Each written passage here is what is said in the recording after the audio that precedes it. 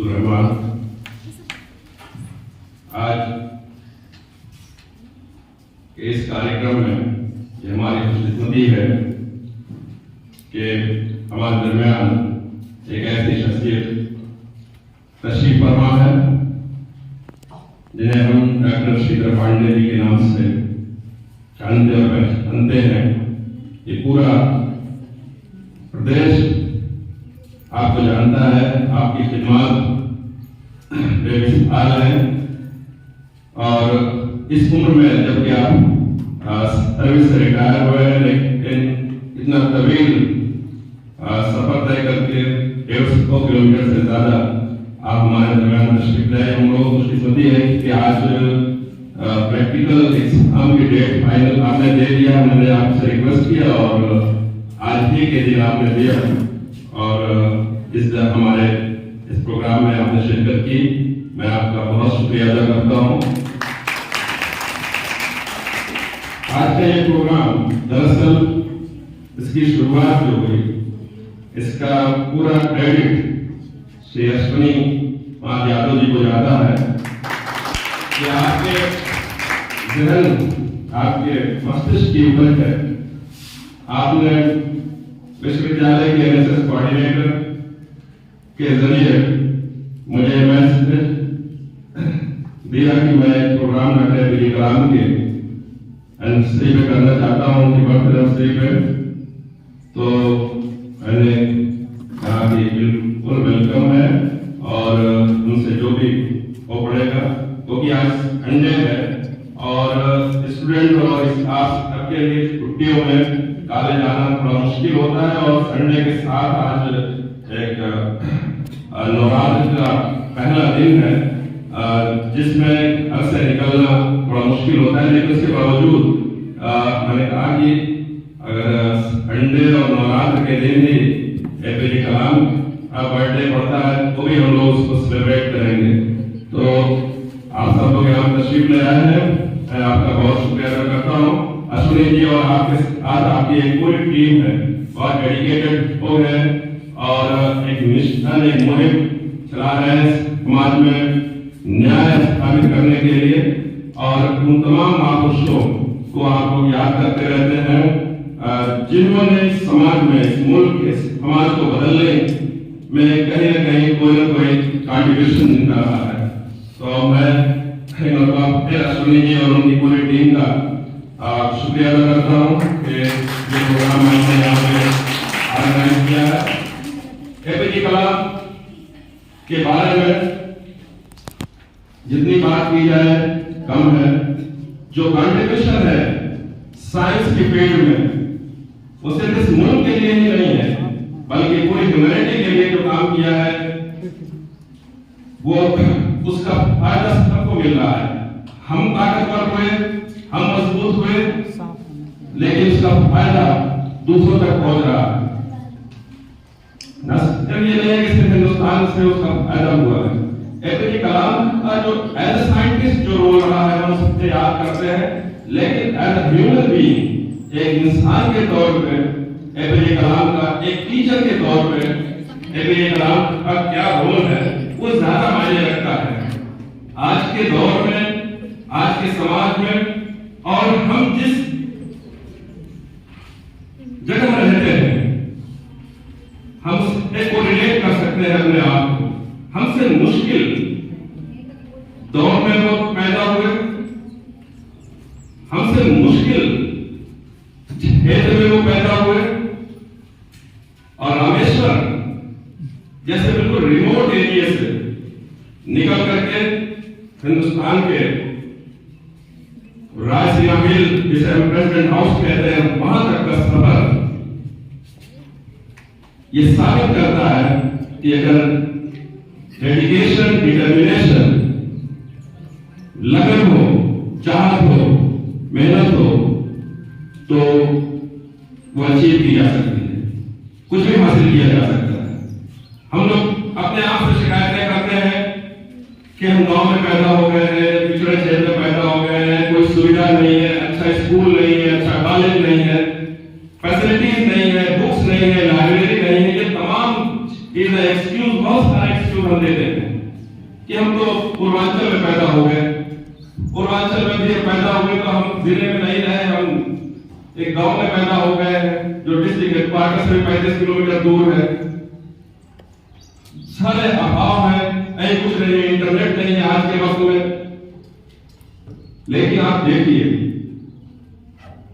ये 1931 में पैदा हुए कहां पर, 1931 और 2023 न सिर्फ हिंदुस्तान बल्कि दुनिया में इतनी क्रांति हुई है कि आप सोच नहीं सकते हैं कि आज जो है ये चीजें उस वक्त वो लोग सोच सकते थे, लेकिन कोई एक्सक्यूज नहीं, स्ट्रगल किया, उन हालात से लड़ा है। चाहे अपने पिता को सहयोग करते हुए और अखबार बेचते हुए, स्कूल में पढ़ते हुए और फिर वहां से निकलते हुए और फिर जाकर हमें एक इंटरव्यू में असफल हो गए, सिलेक्शन नहीं हो गया, दुनिया भर का आरोप लगाते हुए अपनी व्यवस्था के ऊपर फिर हम मान जाते हैं यहाँ पे ये व्यवस्था है, ये व्यवस्था है, ऐसा हो रहा है, वैसा हो रहा है, और हमारा तो अब चयन ही नहीं हो सकता है, संभव ही नहीं है। हम मुसलमान हैं, हम यादव हैं, हम पिछड़े हैं, हम ये हैं, ये सारे एक्सक्यूज हैं। अगर सफल होना चाहते हैं तो इस तरह के बहाने बनाना छोड़ दीजिए। इस मुल्क के अंदर हर वो शख्स हर वो मकाम अचीव कर सकता है जिसके अंदर एबिलिटी होगी, डिटर्मिनेशन होगा। अगर आपके अंदर एबिलिटी नहीं है और डिटर्मिनेशन नहीं है तो आप कुछ भी नहीं अचीव कर सकते। तो बहाने का बनाना छोड़ दीजिए, ये इल्जाम लगाना छोड़ दीजिए कि हमारी व्यवस्था में भ्रष्टाचार है, हमारी व्यवस्था में ये खामियां हैं। ये हमेशा से रही है और हर जगह पे रही है, क्योंकि ह्यूमन नेचर जो है वो ऐसा ही है, बहुत ही नास्टी है, ब्रूटिश है, बहुत खराब है। हमारा जो मानव स्वभाव है ये बहुत ही खराब है, बहुत सेल्फिश है। वो अपने बारे में सोचता है, अपनी फैमिली के बारे में सोचता है, अपनी सोसाइटी के, अपने कास्ट के, अपने रिलीजन के, और जब इस मुल्क से बाहर जाओगे तो आप हिंदुस्तान के बारे में सोचने लगते हैं। तो बहुत सेल्फिश है वो अपने बारे में, जहां अपना जुड़ा हो, वो अपना मुल्क जुड़ा हो। जब हम बाहर जाएंगे, जब हम अमेरिका और इंग्लैंड से और जर्मनी से कंपेयर करेंगे तो फिर हम ऐसे हिंदुस्तानी वहां पे सोचते हैं। ऐसे ही जब हम यहाँ पे हैं तो हम कहेंगे हम मुसलमान हैं, हम मुसलमान हैं तो हम अगड़े हैं और पिछड़े हैं, हम यादव हैं, हम शेड्यूल कास्ट के हैं, हम ब्राह्मण हैं। तो ये सारी चीजें ह्यूमन नेचर की देन है, और ये हर जगह पे किसी न किसी शक्ल में, काले गोरे की शक्ल में। अमेरिका जो दुनिया का इतना विकसित राष्ट्र है, वहां अभी 1960 तक कालों को कोई राइट्स नहीं थे। क्लासरूम के बाहर उनकी कुर्सियां लगती थी। अगर कोई वहां किसी कॉलेज यूनिवर्सिटी के अंदर चले गए, बड़े लोग जो आज पैदा हुए क्लासरूम में नहीं बैठ सकते थे। हम अपनी व्यवस्था पर होते हैं कि हमारे यहाँ डॉक्टर अम्बेडकर को बाहर बैठाया जाता था, सिर्फ हमारे यहाँ नहीं, ये अमेरिका कैसे मुल्क के अंदर भी हुआ।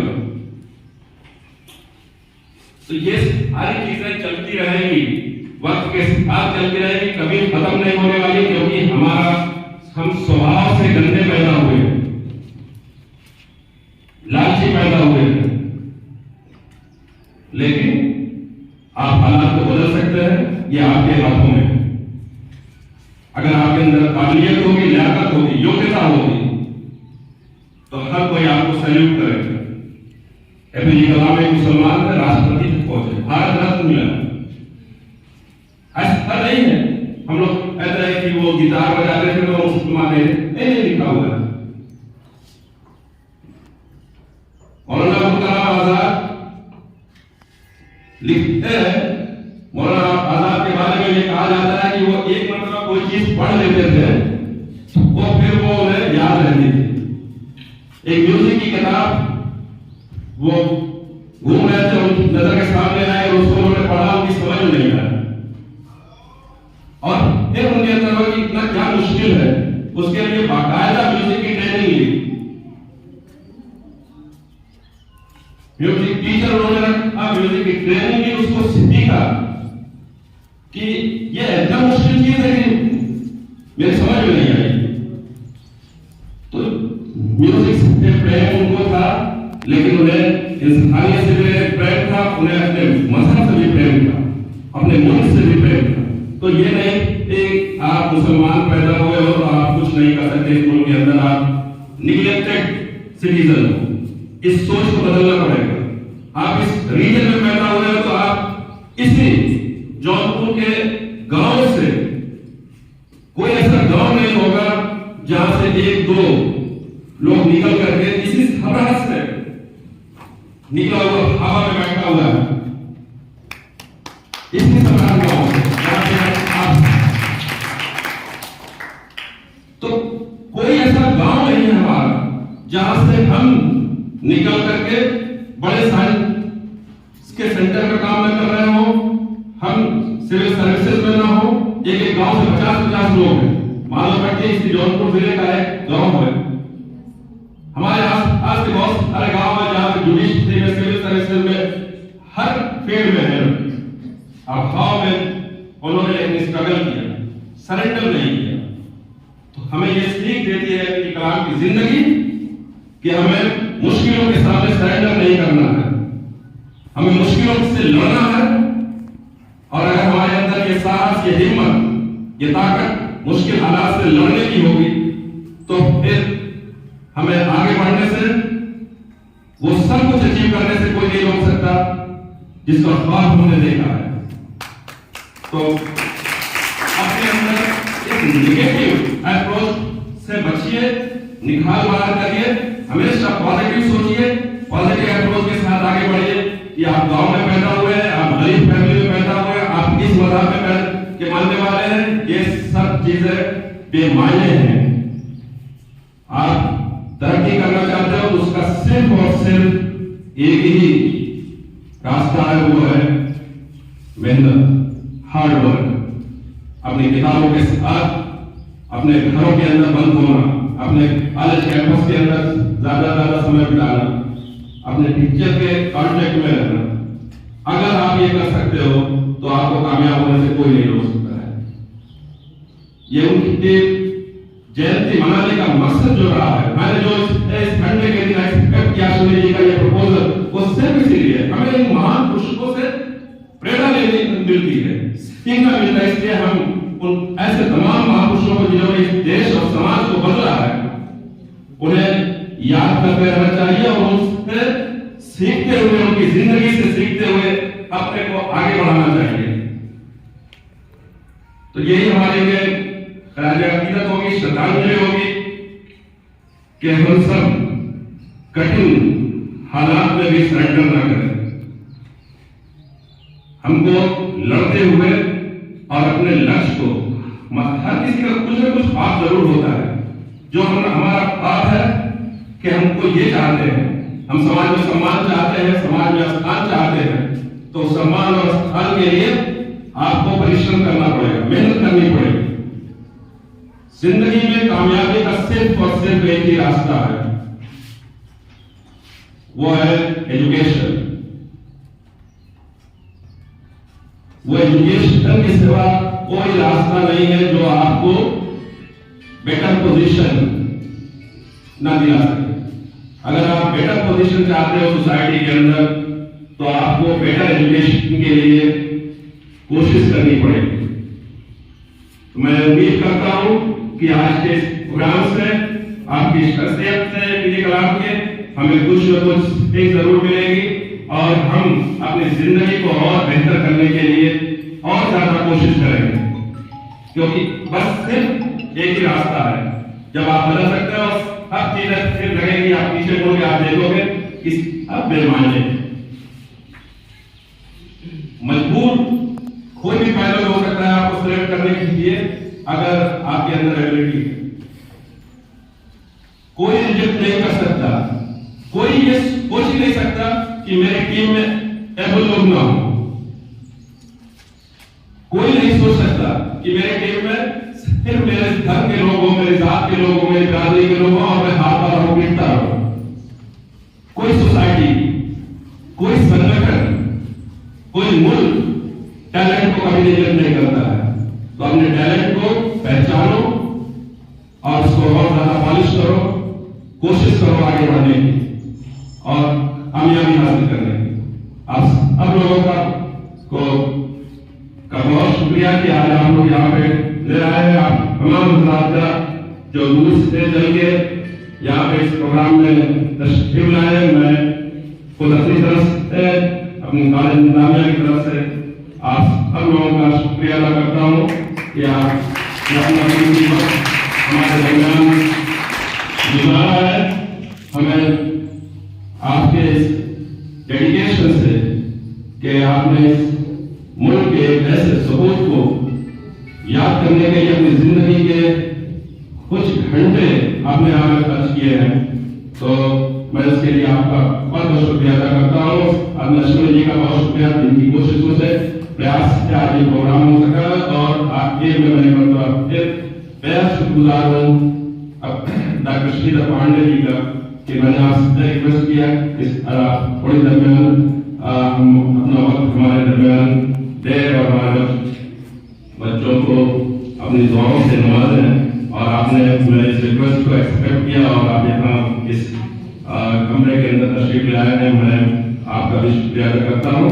तमाम लोगों का बहुत